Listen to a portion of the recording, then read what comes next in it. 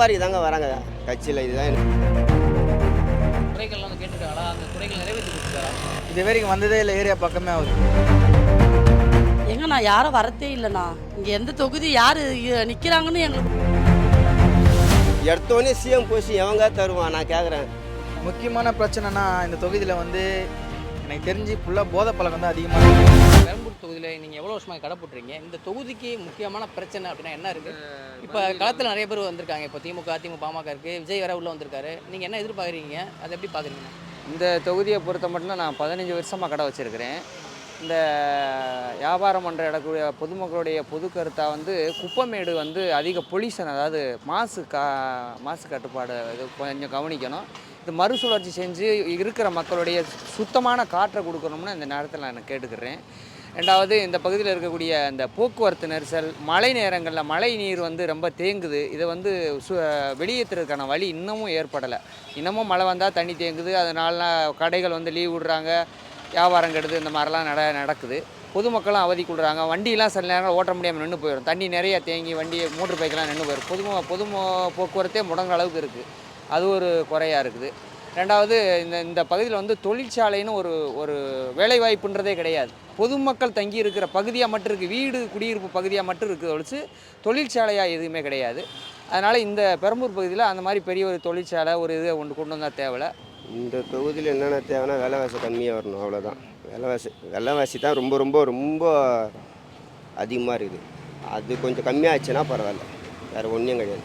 இன்னொரு மேட்ரு என்னென்னா, நம்ம ரோட்டில் கடை வச்சதுனால போலீஸ்காரை வந்து சும்மா கொடு, 50 கிராம் கொடு, 100 கிராம் கொடு, 1/2 கிலோ கொடுன்னு சொல்லி வாங்கிட்டு போயிடுறாங்க. எதுவும் கேட்க முடியல.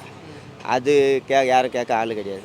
இப்போ வந்தாலும் 1/2 கிலோ கொடு, 4 கிலோ கொடு, காசு கேட்டால் எதனா பிரச்சனை இருந்தால் சொல்லு அப்படின்னு சொல்லிட்டு போயிடறாங்க.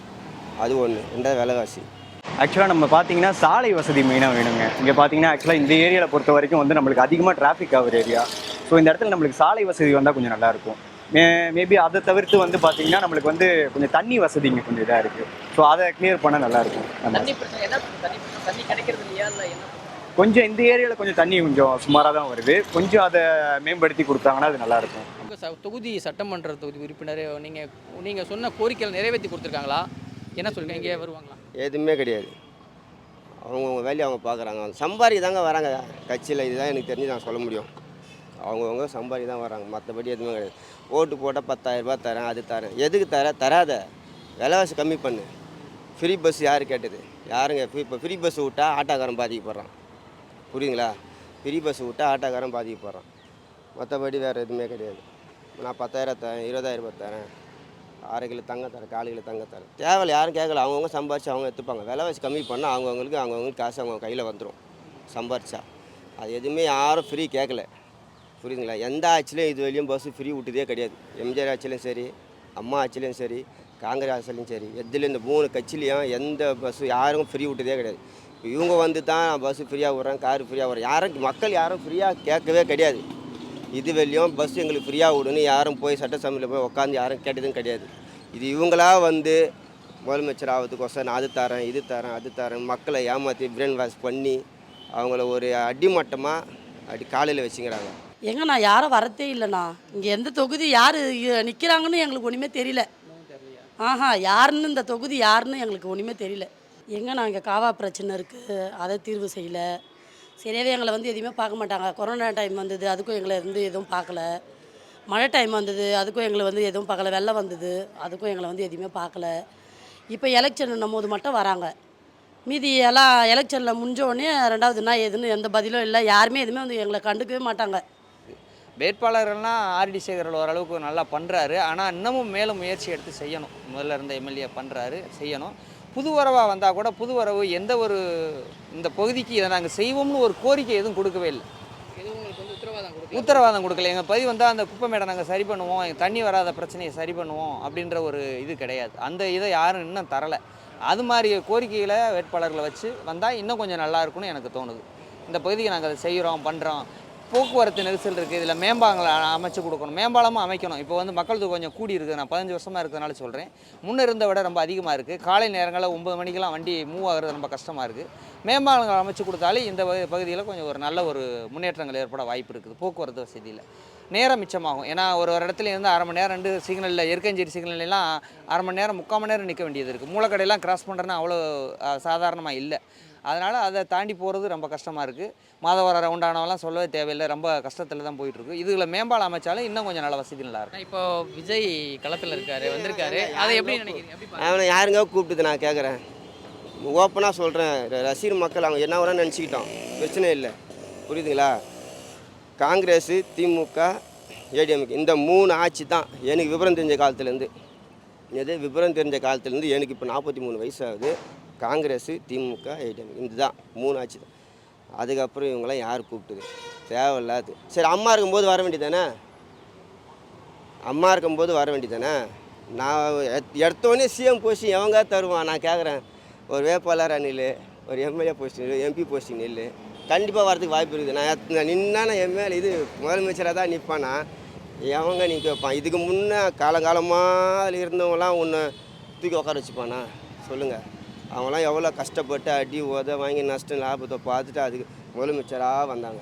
நான் எடுத்த ஒன்று எதுவுமே இல்லாமல் நான் ஸ்ட்ரெயிட்டாக நான் உச்சி மேலே தான் வந்து உட்காருவேன்னா எவன் விடுவான்? எவனும் விட மாட்டான். அதனால் கொஞ்சம் யோசிக்கணும் அவர்.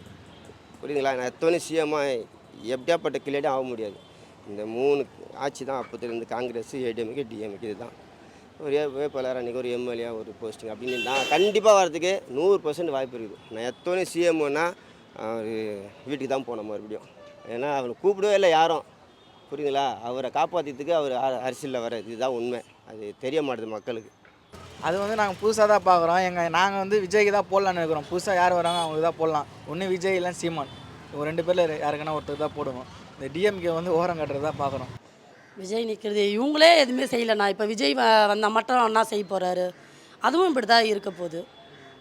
அவர் வந்தால் ஒரு வாய்ப்பு கொடுத்தா பார்க்கலாம். இப்போ விஜய் தெரியுமா யாருன்னு உங்களுக்கு? என்னப்பா? விஜய் யாருன்னு தெரியுமா? விஜய் வந்திருக்காரு, தெரியுமா அவர் உங்களுக்கு?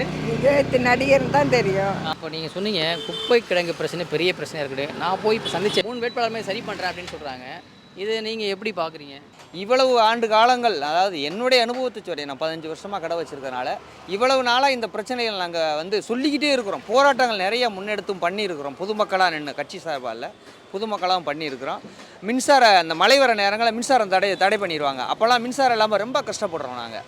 இப்போ இந்த குப்பை கிடங்குக்கு ஏதாவது ஒரு தொழிற்சாலை அமைச்சு அது மறுசுழற்சி பண்ணுறேன்ற அந்த விஷயத்துக்குள்ள வரவே இல்லை யாரும். இது ஒரு புதுசாக கழிவுநீர் இருக்க மட்டும் புது தொழிற்சாலை பண்ணியிருக்காங்க சுத்திகரிப்பு பண்ணுறதுக்கு. ஆனால் வந்து இந்த குப்பை கிடங்குக்கு எந்த ஒரு முன்னெடுப்பும் செஞ்சதாக தெரியலை. இந்த பகுதி அப்படியே வச்சுருக்காங்க. மறுசுழற்சி பண்ணி காற்றை சுத்தம் பண்ணி கொடுத்தா இப்போ நாங்கள் பொதுவாக எங்கள் வீட்டில் மொட்டை மாடி மேலே போய் வீடு கூட்டினோம்னா, மெத்த மேலேன்னு சொல்லுவாங்க, கூட்டினோம்னா கறி படிஞ்ச துகள்களாகவே நிறையா இருக்குது. அந்த குப்பைமேட்டோட தாக்கம் இங்கே இருக்குது. கண்டிப்பாக நாங்கள்லாம் கிட்ட 2 கிலோமீட்டர் தள்ளி இருக்கிறோம் குப்பைமேட்டு. அப்போ 2 கிலோமீட்டருக்கு தள்ளி இருக்கிறப்ப பக்கத்தில் இருக்கவங்க இன்னும் மோசமாக பாதிக்கப்படுவாங்க. இதையெல்லாம் முன்னெடுத்து செஞ்சுருக்கணும் இந்த இத்தனை வருஷ ஆண்டுகளில். இன்னமும் வாக்குறுதிகளே கொடுத்துக்கிட்டே இருந்தால் அது நம்ம மக்கள் தயாராக இல்லாமல் இருக்காங்க. ஆளும் அரசாக இருந்தாலும் சரி, இனி வர்றவங்களாக இருந்தாலும் சரி, இதை மனசில் கொண்டு கண்டிப்பாக அந்த மறுசுழற்சியை செய்யணும். 2வது தண்ணி வந்துருச்சுன்னா மின்சாரம் தடைபடுது. இது 2 விஷயத்தையும் கண்டிப்பாக இந்த பகுதிகளுக்கு செஞ்சாகணும். எங்கன்னா பாப்பாவுக்கு டெங்கு காய்ச்சல் வந்தது, நிறைய ஜுரம் வருது, வியாதி வந்தால் உடனே நிற்கவே மாட்டேங்குது. அது ஹாஸ்பிட்டலுக்கு போய் அட்மிட் பண்ணால் மட்டும்தான் அந்த நாத்தம், புகை நாத்தம் குழந்தைங்கள பாதிக்குது. இருக்கிற மனுஷன் அடிக்கடிக்கு தான் வருது. ஸ்மெல் ரொம்ப ஓவராக அதிகமாக இருக்குது. அந்த குப்பை நாத்தம் யாருன்னா வெளியே இருந்து வந்தால் கூட என்ன இவ்வளோ ஸ்மெல் வருது, கொசு தொல்லை அதிகமாக இருக்குது. அதுக்கு என்ன தீர்வும் இல்லை. முக்கியமான பிரச்சனைனா இந்த தொகுதியில் வந்து எனக்கு தெரிஞ்சு ஃபுல்லாக போதை பழக்கம் தான் அதிகமாக இருக்குது. கஞ்சா, பவுட்ரு, இதுதான் ஃபுல்லாக. இதை ஒழிக்க மாட்டுறாங்க. இதை ஒழிச்சாலே போதும், எங்கள் ஏரியா வந்து டெவலப்மெண்ட் ஆகிடும். மற்றபடி எதுவுமே இல்லை. ஒரு கிரவுண்ட் இல்லை பசங்களுக்கு விளையாட, வேறு எதுவுமே இல்லை. அந்த பசங்க ஃபுல்லாக சரௌண்டிங்கில் கபடி பிளேயரு, வாலிபால் பிளேயர்லாம் நிறைய பேர் இருக்கிறாங்க. ஆனால் அந்த போதைக்கு அடிமை ஃபுல்லாக செயின் எல்லாம் அறுக்கிறது, குடி அங்கங்கே குடிச்சிட்டு கழுத்துலாம் அறுத்துக்கிறாங்க. இது மட்டும் தான் இங்கே நிறையா இருக்குது பெரம்பூர் சட்டமன்ற தொகுதியில் பார்த்தீங்கன்னா. போதைப் பொருளை ஒழிக்கணுங்க. ஏன்னா மேக்ஸிமம் வந்து இங்கே உள்ளவங்க பார்த்தீங்கன்னா அதிகமாக, அதுவும் இந்த ஏரியாவை பொறுத்த வரைக்கும் அதிகமான போதை பழக்கம் அதிகமாக இருக்குது. இங்கே உள்ள கடை வச்சுருக்கவங்களுக்கும் சரி, நார்மலாக இங்கே பீப்புள் நடமாடுறவங்களுக்கும் சரி, அதிகமாக வந்து போதையை போட்டு பிரச்சனை பண்ணுறது நிறைய இங்கே நடக்குது. ஸோ அதை கொஞ்சம் கம்மி பண்ணாங்கன்னா நல்லாயிருக்கும். இதுதான் மாற்றணும். எங்களுக்கு காசு வேணாம், இது வேணாம், எதுவும் வேணாம். இந்த போதை பழம் இல்லாமல் இருந்தது தான் போதும், அதுவே போதும்.